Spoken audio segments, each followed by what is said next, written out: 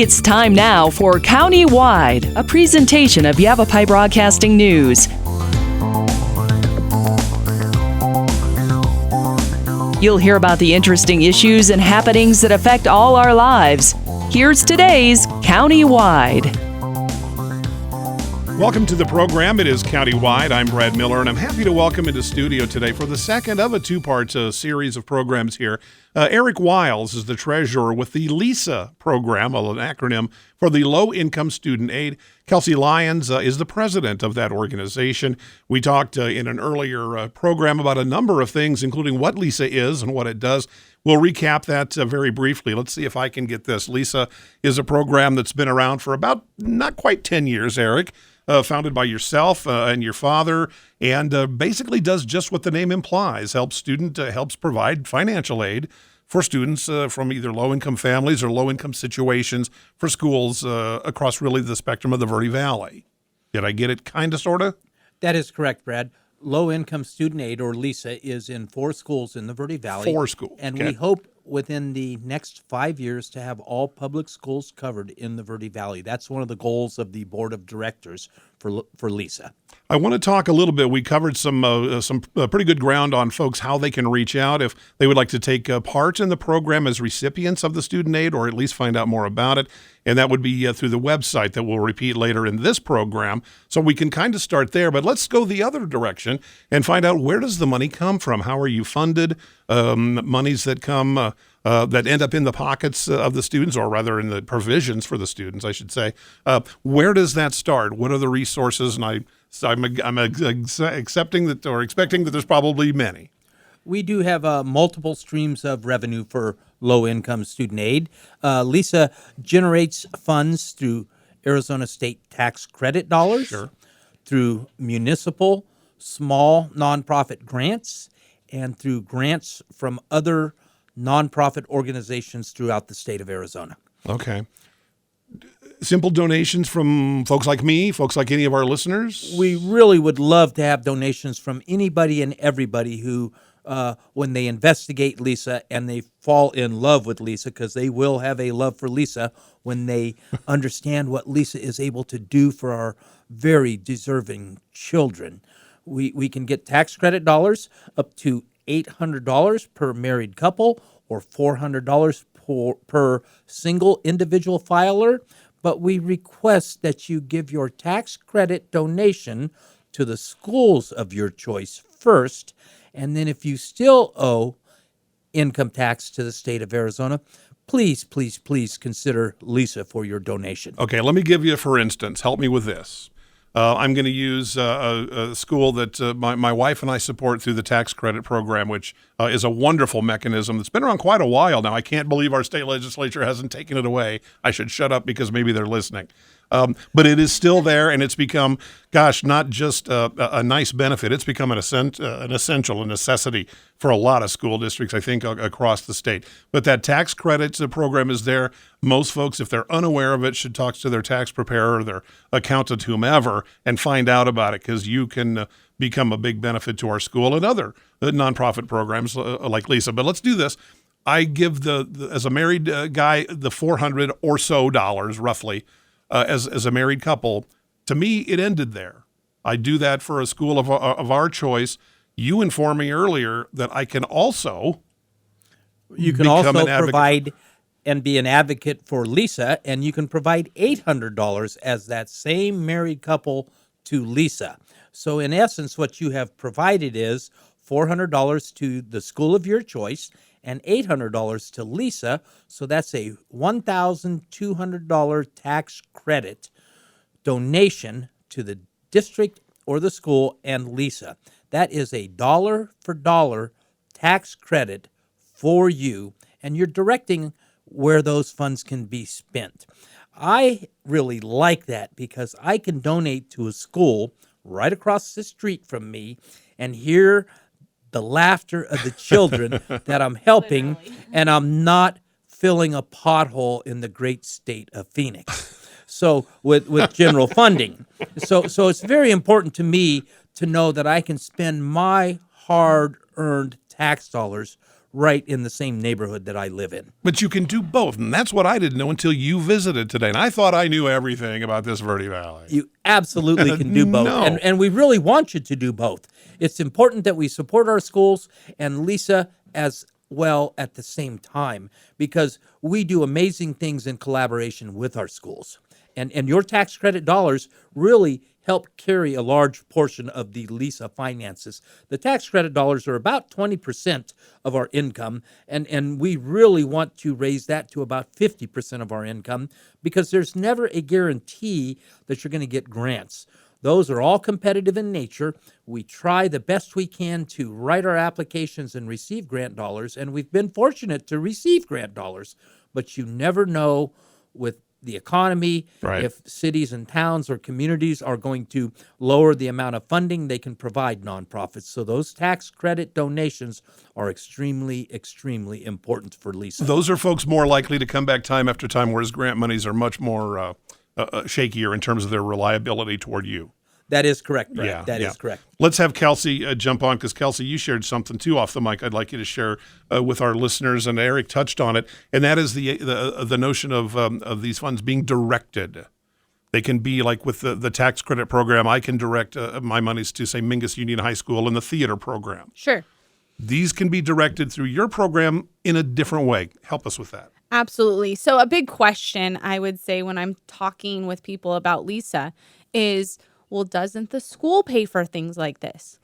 When you give to school, or school funding is generally for a classroom, a teacher, or a program as a whole. Right. What Lisa does is provide direct student aid to the individual. The child. And absolutely, to the individual child. So that's where it's a little different. So when you donate to, let's say you're going to donate to, the school's leadership or student council program, that money is earmarked for that program. Whereas when you donate to Lisa, it goes to our general need fund, and we're able to provide that aid to students in a very timely and I would say protecting their identity or the anonymity there to that student almost immediately. Our turnaround for aid request is within 5 to 7 business days. Really? So if a student is, without a coat today and a teacher recognizes the need, they submit an aid request, the aid committee has a day or two to review the aid request, we're buying a coat and getting, that child warm within a handful of days. Right. That's one thing we've really prided ourselves in. There's not really anything else out there like Lisa, because we're able to provide this direct aid to students in need in a very timely fashion. And our listeners, just to reiterate for their benefit, this is the second of 2 parts. And in our first segment, we spent a good chunk of time describing how students and families are identified and those kinds of things. So as we talk about it, we're kind of jumping over that as we discussed it in our earlier segment. It's a terrific way for the program to work with educators themselves really on the front line. Those advisory panels that are part of it really makes you kind of nimble. And that's probably why some of those turnarounds for, like the scenario you described, can happen so quickly. Absolutely. The teachers, we refer to them, or the aid committee, I should say, is made up of school personnel or teachers, and they're like the heart teachers. They're the teachers on campus that know their kids. They have a heart for children, and they acknowledge or notice the need probably before most people would. Sure. And they just notice the difference in, little Johnny's attitude, and they might be able to dig a little deeper and understand where that need is, Right. so to speak. And that's what's so awesome and so unique about Lisa is anybody can advocate for the child. It doesn't have to be a parent. In fact, some of our students don't have parents that advocate for them, whether it's just a dire situation or, pride's involved a lot of times. Right. And that's certainly understandable. It's really hard to admit when you need help. But that's what's so joyous about Lisa and being part of it, is being able to advocate for kids that don't otherwise have somebody there to advocate for them. We need to take just a short break. When we come back, among some other things I want to talk about, you described very well there, Kelsey, how the students themselves can be individually recognized as recipients of the programs and beneficiaries of this important program. But there's more than that, where we can fund some after-school programs that might benefit any number of students, all the students perhaps even. And you can do that as well. So you can kind of do both to different degrees. And I want to explore that a little bit. I would like our listeners to understand where the money comes from, where it goes, and how it gets to the places that it's needed most. Our guest today with the Low-Income Student Aid Program, the LISA program in the Verde Valley, Eric Wyles Kelcy Lyons. I'm Brad Miller. We'll come back to Countywide right after this. Life changes, then it changes again. Predicting the unexpected in life is impossible. That's why it's called unexpected. So when it comes to financial goals, our philosophy is don't predict, prepare. Hi, I'm Edward Jones financial advisor Matthias Sandoval. A job loss, change in health, or a loss of a loved one can have a big impact on your family's financial security. Let's work together to help make sure you're equipped for life's unexpected events. Call our office to schedule a face-to-face appointment. Edward Jones, making sense of investing. Member SIPC. Verde Solaire, your hometown heating, air conditioning, and plumbing company in the Verde Valley, and your trusted North Central Arizona Goodman dealer.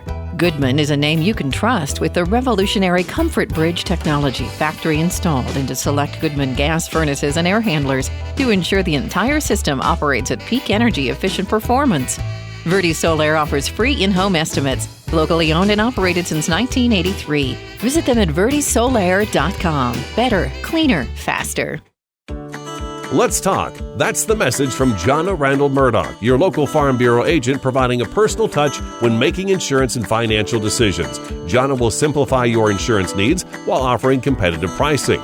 Let's talk auto, home, life, and farm. Call Jonna at Farm Bureau today at 928-649-8686. Your Cottonwood Farm Bureau property and casualty insurance company. At Farm Bureau, they insure more than just farms. We welcome you back to the program. I'm Brad Miller, and in our studio today, Kelcy Lyons is the president, Eric Wyles the treasurer of the Low-Income Student Aid Program, the LISA program, building here in the Verde Valley area, helping students, perhaps from low-income families, get the same kind of education that all children should be afforded in our local public schools. Talk to me a little bit about some of the after-school programs. We talked about how students, specific students, and their needs can be identified and benefit from this program. But Eric, share with me some after-school student programs, can kind of benefit, and that can be part of for all kids at any particular school. Absolutely. The majority of our schools have after-school programs other than school hour programs. Those programs are funded with what we call the 21st Century Learning Grants. Those grants do not fund everything, and those grants slowly go away. So with LISA, we help fund some of these programs. 90% of the students that attend the after-school programs on these campuses are qualifying LISA students. And so we feel it's important that we help pay with either tuition or supplies or other items that can benefit and enrich and enhance our students' experience at these after-school programs. They're very important. Some of these are farm-to-table programs where students are learning culinary items and how to cook items that they have literally grown in the greenhouses on their campuses. These are lifelong lessons they'll carry with them. We feel the importance of these programs are very large because there are no other programs in the Verde Valley. We don't have a Boys and Girls Club. We don't have YMCAs. There's not a lot of opportunities for students after school in rural Arizona. And even though we've seen the growth we've seen here in the last 50 years that I've been here, there's not much here for our students other than these after school programs. Those programs and the benefit that LISA provides, most of that is funded by your tax credit donations. Mm-hmm. So we really can use those tax credit donations year-round. You don't necessarily have to wait until April or March of next year to donate. You can donate now. And so that's one of the places we use funding is at our after-school programs. I think it's important to point out for folks who maybe don't have kids in school and their own school careers or many decades in the past, how after-school programs can really light up a kid. There might be a child who is just kind of quiet and in the back row and really doesn't raise their hand a lot in class, but there can be something about any of the after-school programs, be it music, art, theater, whatever it is, and there they shine.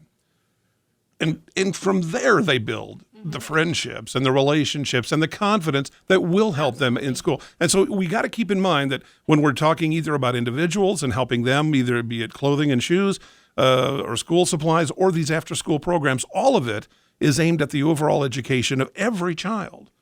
You're kind of like financially, to the best you can, leveling the playing field so every kid comes out of every school and every classroom with the same takeaway. Yeah. We are really trying to level that playing field, and we're trying to bridge that gap. We want students to participate, and if they feel they can't participate for financial reasons, we really would advocate for someone to fill out aid request forms on our website so we can help those students. And I want to keep these programs running. You, the two of you shared with me. I want to ask Kelcy to kind of share with us a specific story about some of the ways that this program can be such a success.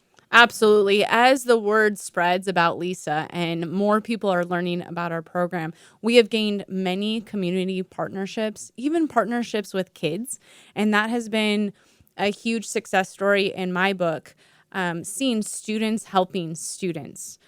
Real quick, 2 instances. We had MVP Student Council do a movie night to fundraise to give to Lisa, to give to our program. They saw that Lisa is helping students in our community and they wanted to be a part of it. So they chose us as their beneficiary for their fundraiser and gave us a check, which was really endearing. They didn't have to do it. Right. Oh, absolutely not. They had did not have to do that. Absolutely. That was totally up to them. Same thing at the high school. We had a student, a teacher submitted an aid request for an assistive technology device for this student, a life-changing device that this student is able to take with him now out into the real world and use.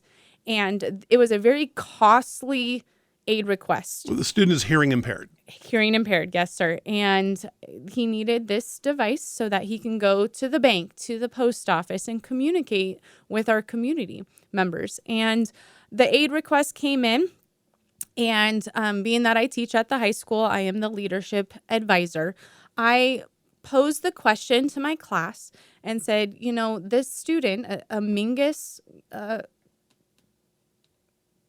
classmate, I should say, needs this device and it's very costly. And I didn't even have to finish my sentence. And my students were raising their hand. Well, can we help fund? Can we help, fundraise for this? Can we pay for it?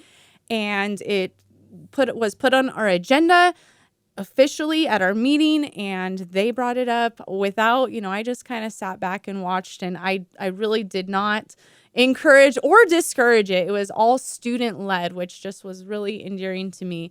And the leadership students at Mingus Union High School paid for half of this aid request, which was thousands of dollars. So that was really awesome. And made this happen where it may Absolutely. not. It may not have. Absolutely. Otherwise. Yeah. See, and there you go. And this, it's part learning, it's part finance, it's part citizenship, it's part of so many different kinds of things. So many levers get pushed. Sure. When the students themselves, their parents, these families all become part of this LISA program on whichever end of it you are, whether you're a recipient, whether you're a donor. Let's talk, as we're going to be wrapping up here pretty quick. I don't think we've talked about if you need volunteer help. Are there people beyond financial resources, Eric, or folks in the community who might volunteer? And if so, are there prerequisites? What would one need to do to help the LISA program? I would ask volunteers to email us with their area of expertise, because we can always use volunteers. What we would really like to see is folks to help us at school level functions, such as programs that they have at school. Maybe volunteer at one of the after school programs, help us at one of the like the Old Time Country Fair in Cornville, or at a movie night at another school. Okay. We need volunteers in those areas, and we need volunteers that can help Lisa with marketing and grant writing and anything and everything that they have expertise in to help Lisa grow. Because we understand we started out with one school, and to get to the 15 public schools in the Verde Valley, it's going to take a lot of volunteers that have a lot of knowledge on how to grow a wonderful organization like Low Income Student Aid or LISA. Terrific. Extraordinary work that you're doing. Again, I said it in our first program. I'll say it again. It's the kind of program that we wish there was no demand for. But there is. The reality is that there is, and there probably always will be to some extent, if not another. And right now, it's certainly there is a demand for financial assistance for a lot of different students. We talked some of the numbers in our first segment. There are more students and families in need of your program than I think a lot of people would suggest, sometimes well more than 50% in some of the schools that you identified. It's extraordinary. Yeah, Eric. Brad, can I thank a couple of our major donors if we have time yet? You got 1 minute. Okay, I'd like to make sure here. we acknowledge the City of Cottonwood, the Burton Family Foundation. Thank you so much to the Burton Family Foundation for their $35,000 matching challenge grant with them. I'd like to thank the Arizona Community Foundation of Sedona Verde Valley, the Arizona Community Foundation of Yavapai County, and the Arizona Community Foundation from Phoenix. These have all been large partners and donors. I'd also like to thank Whole Foods, who recently gave the Low Income Student Aid or LISA a $3,000 grant.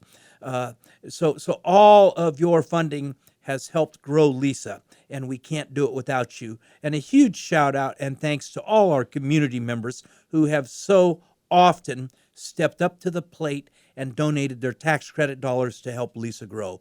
Thank you. Thank you. Thank you. Yes, thank you so much. Let's wrap up the program again with that website. If folks do want to reach out either to volunteer, to provide resources, have questions, if they are a family would like to participate in this program, how do they, Kelsey, how do they do that?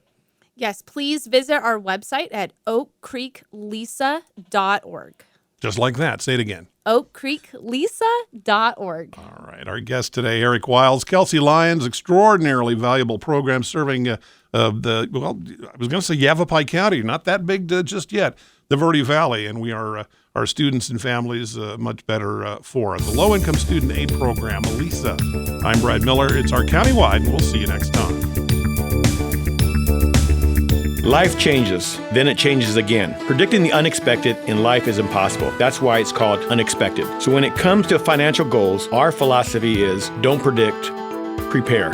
Hi, I'm Edward Jones financial advisor Matthias Sandoval. A job loss, change in health, or a loss of a loved one can have a big impact on your family's financial security. Let's work together to help make sure you're equipped for life's unexpected events. Call our office to schedule a face-to-face appointment. Edward Jones, making sense of investing. Member SIPC. Verde Solaire, your hometown heating, air conditioning, and plumbing company in the Verde Valley, and your trusted North Central Arizona Goodman dealer.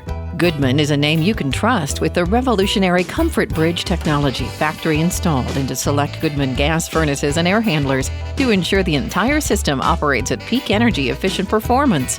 Verde Solaire offers free in-home estimates, locally owned and operated since 1983. Visit them at verdesolaire.com. Better, cleaner, faster. Let's talk. That's the message from Jonna Randall Murdoch, your local Farm Bureau agent providing a personal touch when making insurance and financial decisions. Jonna will simplify your insurance needs while offering competitive pricing. Let's talk auto, home, life, and farm. Call Jonna at Farm Bureau today at 928-649-8686. Your Cottonwood Farm Bureau property and casualty insurance company. At Farm Bureau, they insure more than just farm.